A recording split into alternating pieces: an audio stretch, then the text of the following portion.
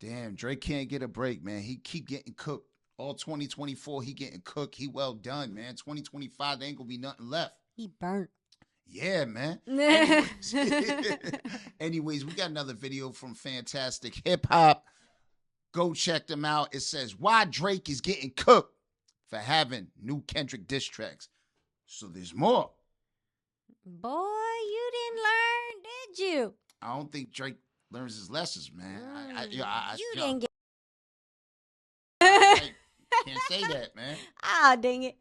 Can't say that, man. Can't say they gotta blank that out, man. Y'all already know YouTube, man. They too sensitive. Kind of like Drake over here. Drake very sensitive. Let's get into it. If you're new to the channel, don't forget to comment, subscribe, thumbs up. Slap that red button. Let's get into it. Let's go. What Drake has just done, despite the way he has been getting dragged in the media non-stop right now for just consistently pushing the boundaries on how pathetic somebody whose job title is a rapper can be, he is not stopping any of his efforts to remain in the limelight and attempt to try and garner back any fans that he lost. It is pretty pathetic, you know, when you push somebody to do a battle and then you say, yo, you're not going to let them back out of it. And you're like, listen, I'm not going to let you back out of this one. You ain't getting out of this battle. I'm going to make sure it keeps going. And then now you're doing everything to stop it. Mm-hmm. Stop a song from coming out. Stop it being performed on a worldwide stage. Yes, sir. And, that's why. It does seem pretty pathetic. It does seem pretty pathetic, man. How you was begging for it. You was begging for it, man. We all heard you. Drop. Yeah, like you was on 164 begging for some change, man. You was begging. You was begging. But hey, man, you all kind of getting cooked, man. You all kind of looking like, I don't know, bro. Like, you should have known. Who let you into the culture? You should have known. Who let you into the culture, man?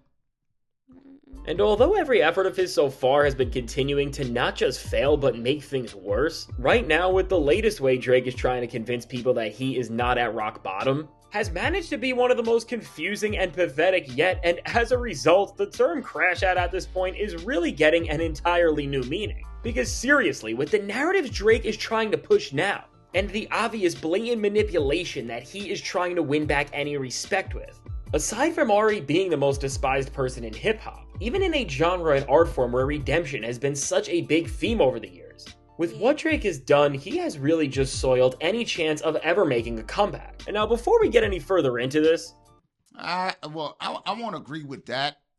I think Drake's always going to have his fans. Oh, yeah. He's always going to have his fans. He's always going to stream. He's always going to do well. It don't look right. Like any new fans you would have garnered or any like respectable hip hop heads that respected you as an artist, I don't think will still feel the same way or look at you in the same light. be sure to leave a like and subscribe, it helps me out a ton. And so now with what we have seen happening regarding Drake, for a change, instead of having himself embarrassing his own name, reputation, and legacy, others are actually going out and doing it for him, whether they realize it or not. And in this time where nobody wants to be seen, associated, or affiliated with Drake, this has changed a little bit, as not one but two major players in hip-hop now are standing alongside him, with the first person being none other than Lotto, who did a video for Drake's Nocta brand, where even when trying to hype up the stuff he is working on outside of music, what's very noticeable here is that Drake and his creative team still decided to poke fun at Kendrick Lamar by making an emphasis to talk about how the brand has shoes even for short people, and in the frame when Lotto says this, they zoom in on white Air Forces. But now even bigger than this subtle way of trying to make fun of Kendrick, and with someone of Lotto's size doing it at that, there has been another person who's not just a star in hip-hop, but really a titan in the industry who has been around for decades, who has seemingly went out and tried to, while not necessarily defend Drake, just as attempted to recontextualize and make his position in his beef with Kendrick look way better than we all saw it out to be. Who did this was none other than 50 Cent.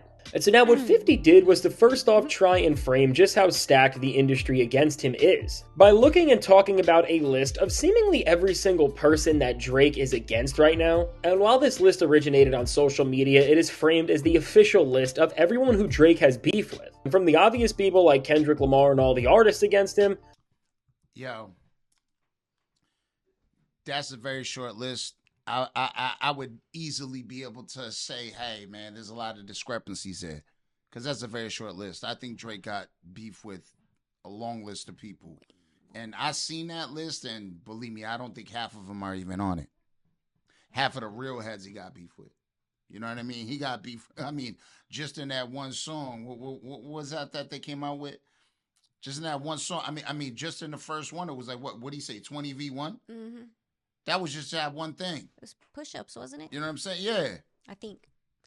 See, I can't remember nothing. Against right now. And while this list originated on social media, it is framed as the official list of everyone who Drake has beef with. From the obvious people like Kendrick Lamar and all the artists against him, to even NBA players like LeBron James and DeMar DeRozan, to even some other content creators and legendary hip-hop journalists. While 50 Cent was looking at this and thought it was funny in a way that there is an entire list that someone made to really highlight just how many people are against Drake, the fact that this list has reached the point where it is being printed out, and now with 50 seemingly showing off and going through it, this is going to be taken as the official rulebook of who is really against Drake. And so far, the optics of this are just not good, because if people ranging from Tyler the Creator to LeBron are not on your side, maybe you need to start reflecting on yourself. But we all have known this already, and now what's way more important to what 50 Cent said on Drake's behalf, and what is actually changing the way we look at the beef and the future of his career against Kendrick Lamar, is that 50 revealed that in Drake's vault of music, he has even more Kendrick Lamar diss tracks that we have never heard.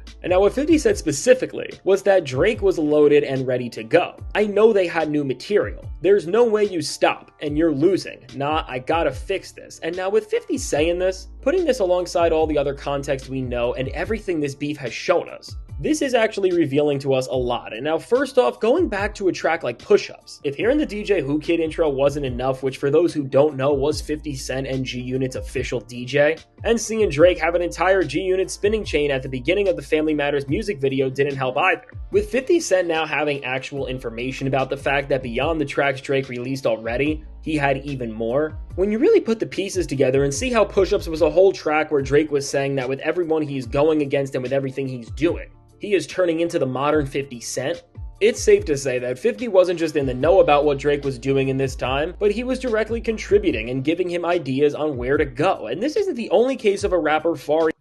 Nah, I don't buy that, because at the end of the day, we all know that, that Drake's a swagger jacker, man. Mm-hmm. So he gonna jack anybody's swag no matter what. You know what I'm saying? That's what he do. Mm-hmm. That's what he do. He a copycat, bro. He just, he is. And that's one thing I can say, you know what I mean? Makes great music. He's a good actor. Very good actor.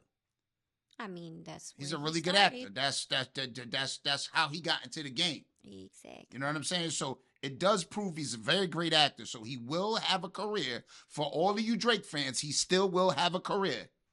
He might be on Power 2.0 or something like that. Yeah. You know what I'm saying? Maybe that's what we're hinting at. Maybe that's what 50 trying to do. Probably trying to get him on a new show he doing or something. Yeah. You know what I'm saying? But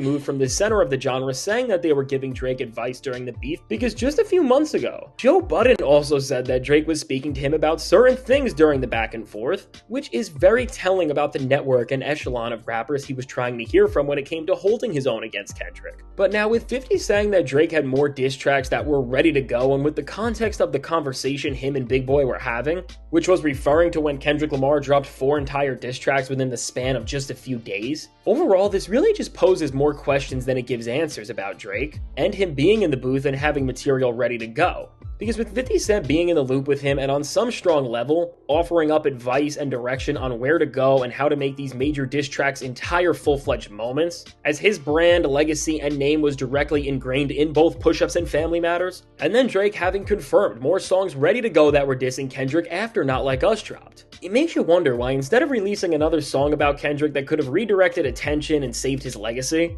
he just went out and wrote The Heart Part 6 as fast as he could instead, which then embarrassed his entire legacy with one of the worst response tracks of all time.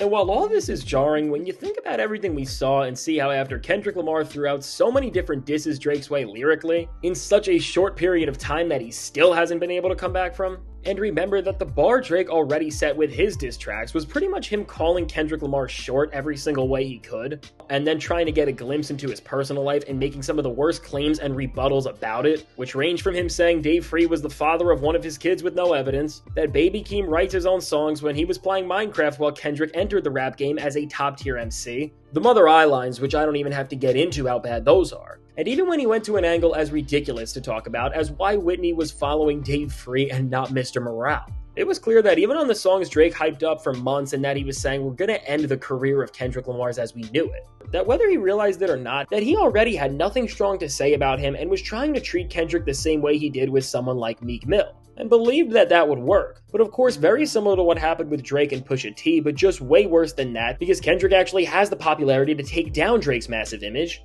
K-Dot was just so prepared and already was able to do so much to shake down his image with just 4 full-on diss songs, that Drake knew that if he took it further and threw more tracks out of his own vault, and of course he already knew that Kendrick said he had even more diss tracks in stock because he said that directly on Not Like Us, that if those songs already made him the laughingstock of the rap game, if this back and forth continued, it would have managed to somehow make things even worse. And on some level, I do think that that is true. Because if Meet the Grams and Not Like Us were disses number 3 and 4, I don't even think we want to know what diss tracks number 5 and 6 may have been like. And if Drake really was the hitmaker that he was once revered as, and wasn't just manipulating the system to get all of his number ones this decade so far for the most part, which I am sure as he is in his next major situation already with his label and while he's trying to take down the success of Not Like Us as a whole, we are going to learn a lot more about just how artificially manipulated Drake's stuff has been for a very long time. Altogether, I think knowing this context that 50 has told us, unless Drake is planning to roll some of these songs out maybe around the Super Bowl or when his next album is coming out to try to make that project be a lot more interesting than it would be otherwise, this really solidifies that while he overestimated him at first,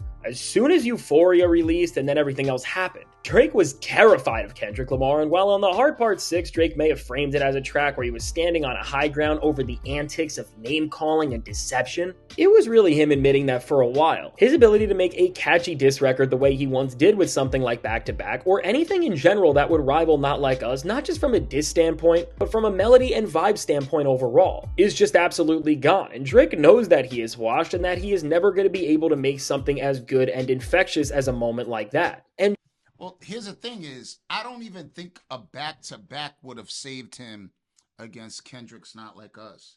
No.